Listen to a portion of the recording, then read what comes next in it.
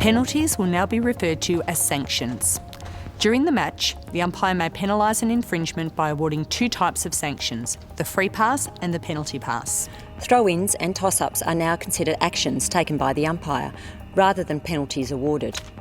A free pass is awarded for minor infringements where the infringement occurred.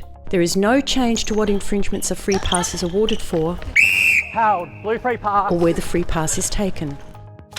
A penalty pass is awarded for major infringements, such as contact and obstruction, and is taken where the infringer was standing, unless this places the non-offending team at a disadvantage. A player who is awarded a penalty pass in the goal circle obstruction goalkeeper, green penalty pass, may choose to either shoot for a goal or pass the ball to another player. The infringer is still required to stand out of play for the penalty pass. However, now once the player taking a penalty pass is in the correct position, the player may choose to either play the ball immediately or to wait for the infringer to stand out of play. Defence, green penalty pass.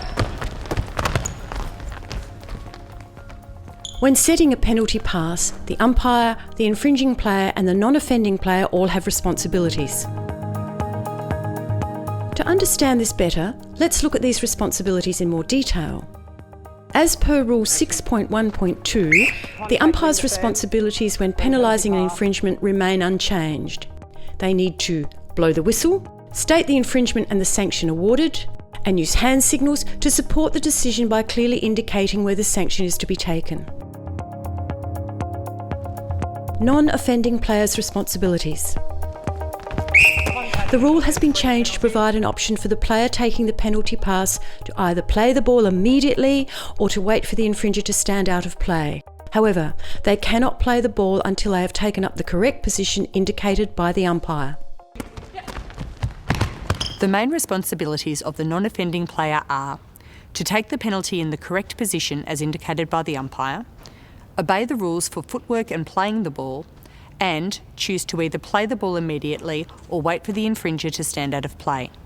If they wait for the infringer to stand out of play, the 3 seconds will not commence until both the player taking the penalty and the infringer are in the correct position as indicated by the umpire. The key in umpiring this rule is the word immediately. The non-offending player does not get two bites at the cherry. Once they are in position, they must choose either play the ball immediately or wait for the infringing player to be out of play. Further to this, as long as the non-offending player has taken up the correct position, they cannot be penalised for a failure to correctly set the penalty, as they no longer have to wait for the offending player to be out of play. Contact, wing defence, goal third. Not set, wing attack. If the player taking the penalty pass does not take the penalty in the correct position as indicated by the umpire, they may be penalised under the misconduct rule, which is Rule 13.2.3.1, dissent with an umpire, whereby a penalty pass is awarded to the opposing team and the player is either cautioned or given an official warning. Infringing players' responsibilities. Contact, wing defence, It is important to know that the changes to the rule regarding the taking of the penalty pass do not remove the requirement for a player who is sanctioned to stand out of play. As per the conditions of the penalty pass, the infringer must stand out of play by moving quickly to the position indicated, standing beside but away from the player taking the penalty pass so as not to impede that player, and to remain in this position and not move or take any part in play, including verbal comments, until the ball has been released.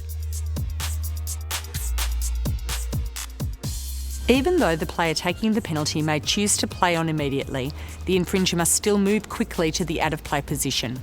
If they do not do so, particularly in the situation where the non-offending player has chosen to wait, it may be necessary for the umpire to take action against the infringer for delaying play. Delay, wing defence, advance the penalty. Wing defence, that's a caution. Refer to Rule 13.2.1.1. The penalty may be advanced up to half a third and the player is cautioned. If the infringer has not yet moved out of play and the player taking the penalty decides to play on immediately, Goal defence, interference, retake the penalty. the infringer may not take part in play in any way until the ball has been released, including making an attempt to intercept the penalty pass. If the infringer interferes with play in this way, the penalty pass will be retaken. Rule 7.3.1.4.b.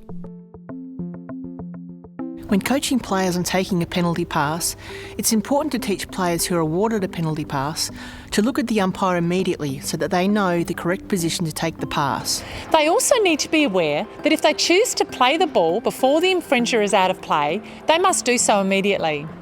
For the infringer, it's important for them to know and understand that they must move quickly to the out-of-play position to ensure they are able to take part in the next phase of play once the pass is released. Moving out of play slowly may result in the sanction being advanced for delay.